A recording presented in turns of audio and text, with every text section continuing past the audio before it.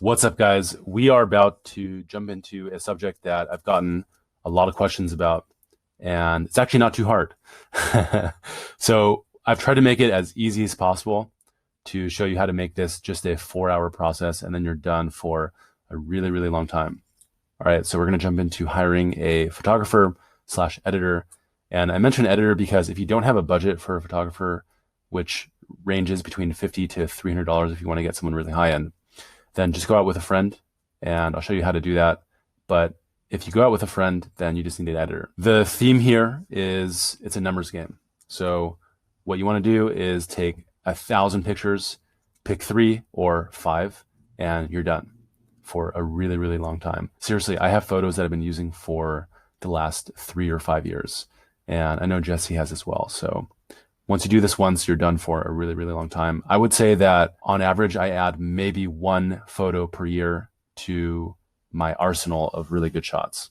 So I decided to make this really easy for you guys, and we made a copy paste that you can send to a photographer or, again, an editor if you don't have a budget for a photographer. So I'm going to run through exactly what that looks like. And again, we did this because we love you and we wanted to make it really easy. All right, so I'm going to jump into exactly what that looks like. But before I do that, let me give you a quick example of what taking 1,000 photos looks like. So this is a shot that we put together. We actually had to ask a friend to come over and take some really ridiculous shots, hoping that one of them would be a winner. And we took probably 2,000 photos at this event. You can see we have a right scroller here that it goes really, really deep. So we took a lot. And I think in this exact shot list, we actually didn't get any from this setting, but at a different setting in the house, we did get a bunch. And one of them ended up being a winner that Jesse used on every dating site. This beat all the other split tests that we did, but you get the idea. Here are the instructions that you can send to any photographer or, again, an editor if you don't have a budget for a photographer. So the idea is that they're going to have a high quality DSLR. So if you don't have a budget for a photographer, you can just post on Facebook groups. And sometimes you get a photographer who's new to a city and is trying to build out their contacts, or they want to build out their portfolio, so they'll shoot you for free. Or you can reach out on Facebook to your friends and find someone who is willing to do this for you. Again, if you don't have a budget, then going out with a friend who has an iPhone 11 and throwing it in portrait mode is fucking amazing. And the main concept here is you want to take burst mode shots in 4 separate settings and bring a couple outfits, ideally 3. And you literally want to end up with 1,000 photos that you both go through together, pick the top 5, ship that over to an editor, or hopefully the photographer himself has some editing background. If they don't, I go over later on in this video exactly how to get that done for $5 or $10.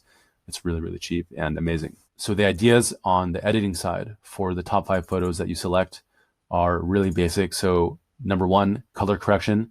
And a really important concept here is to not go overboard.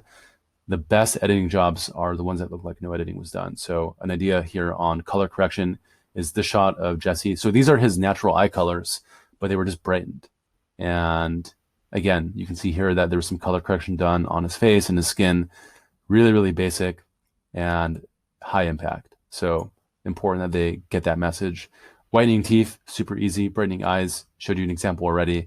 And fixing any weird background items. So there's actually not a really good example here, but I remember one shot that I did. We were going for a really rustic photo, and I think it was an alley in Venice Beach, California. And there was just some weird holes in the background behind me next to my head that detracted from my face. So we had someone smoothing that out. I think it's called content aware smoothing in Photoshop or something like that.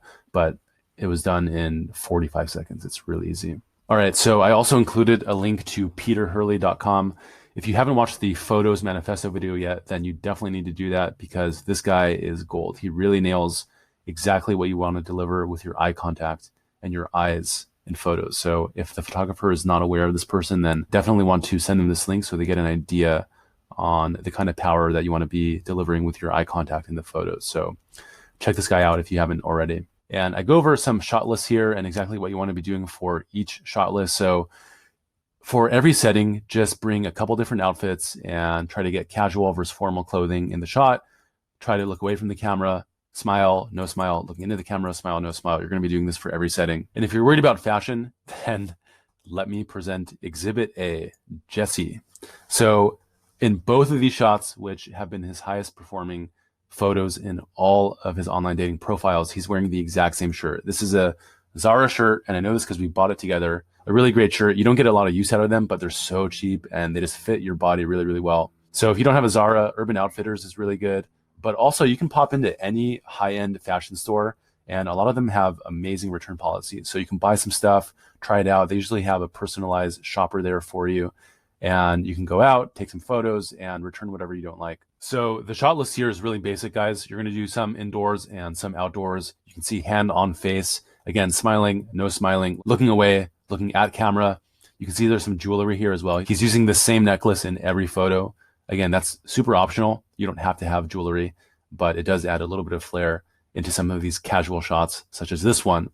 This is a great shot. I have one of these in my profile as well.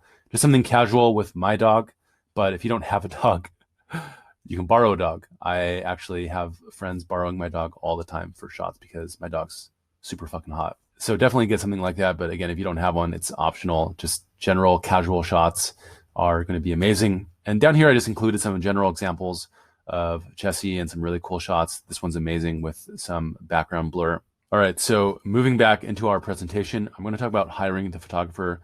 This is really easy. So if you live in a big metropolitan city, then you can just hop on Yelp or Google and grab someone from there. Honestly, that works even for smaller cities. We actually found our photographer in Belgrade, which is where you saw a lot of those shots taken, was found from Google. And I think we paid him $75 or $100. And if you can't find someone on Yelp or Google, then Facebook, again, is going to be a really good resource. So there's a ton of Facebook groups where you can post to find someone. And oftentimes you'll have a new photographer in town who, again, just wants to build a portfolio out, and they'll do it for free sometimes. So definitely utilize Facebook as much as possible.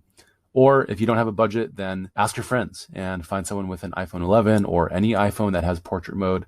Even the latest Samsung Note phones are really good. So that's an option as well.